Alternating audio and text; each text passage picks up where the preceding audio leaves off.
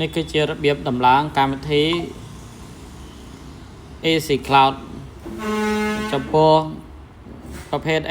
iOS យើងចូលទៅ App Store ណា Android យើងចូលទៅ Play Store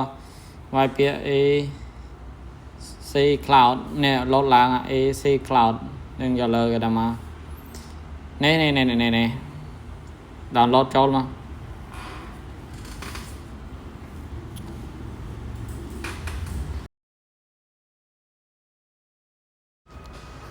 បន្ទាប់ពី download បានហើយយើងចូលទៅបង្កើតគណនីយើងចូលទៅកម្មវិធីមក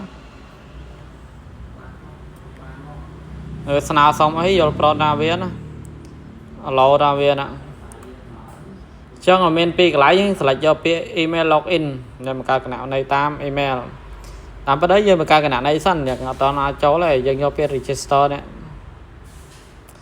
ហើយវាយ email របស់យើងមក email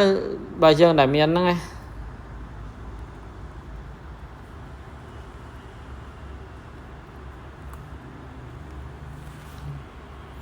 រួចហើយយើងយកអាវងមូលទូចនេះអាវងមូលទូចក្រុមនេះបាទហើយចុចពាក្យ register បន្តមកយើងយកពាក្យ I know យើងអុសបាល់ឲ្យកាត់ឲ្យចំណុចកំហប់ហ្នឹងហើយអុសវាមកចូលកត្រកអានេះយើងចាំយកសារដែលវាផ្ញើមកចូលកូដរបស់យើងណាហើយនេះវាផ្ញើសារមកណាក្នុងករណីយកឃើញវាផ្ញើសារមកយើងចូលទៅ Gmail របស់យើងអាសអំនេះហើយយើងចូលទៅមើលនេះយើងឲ្យត្រូវណានេះឃើញហ៎វាផ្ញើមកណាហើយវាផ្ញើកូដអីយើងដាក់អាហ្នឹងត្រូវ copy ក៏បានដែរទៅវាយក៏បានដែរវាយអត់ត្រូវលេខវាហ្នឹងអត់បានទេ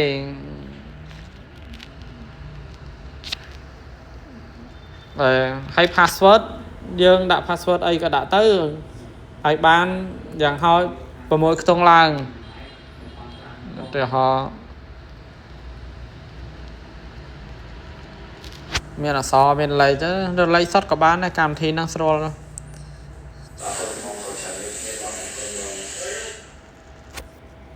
យើងបណ្ឌិតលេខកូដដាក់ឲ្យត្រូវណែហើយកែតែដាក់ត្រូវខ្វះមួយលេខអូ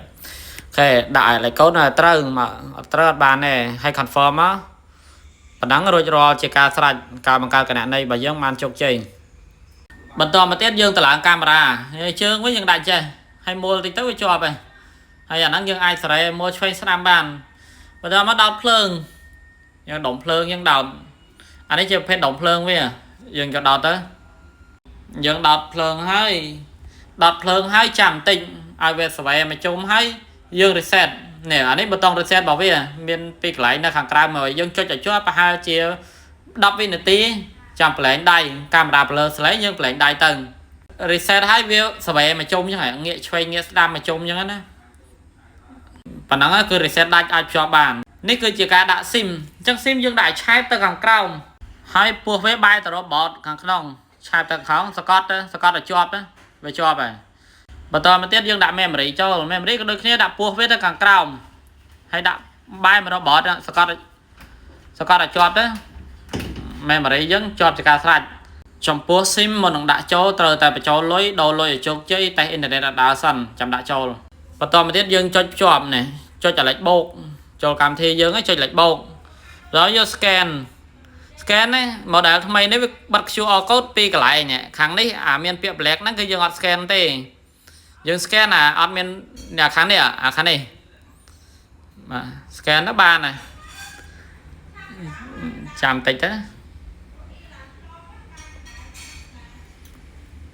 នេះវាភ្ជាប់ឲ្យកន្លែងនេះគឺយើងដាក់ឈ្មោះ device ឈ្មោះទីតាំងយើងដាក់1ម៉ាត់2ម៉ាត់ហើយបានហើយដាក់ច្រើនពេកបានហើយហាងផ្ទះឃ្លាំងអីចឹងទៅហើយយើងណាច់មកដាក់ពាក្យអង់គ្លេសក៏បានដែរយើងចាំបន្តិចទៅវាកំពុងចាប់សេវាឲ្យប៉ុណ្ណឹងបានហើយយើងយកពាក្យ finish យកពាក្យ finish QR code នេះយើង cancel ក៏ cancel save ក៏ save អត់បញ្ហាហើយយើងចុចចូលមកតែប៉ុណ្ណឹងនេះគឺជាការភ្ជាប់ប្រភេទកាមេរ៉ា AC Cloud ប្រើ SIM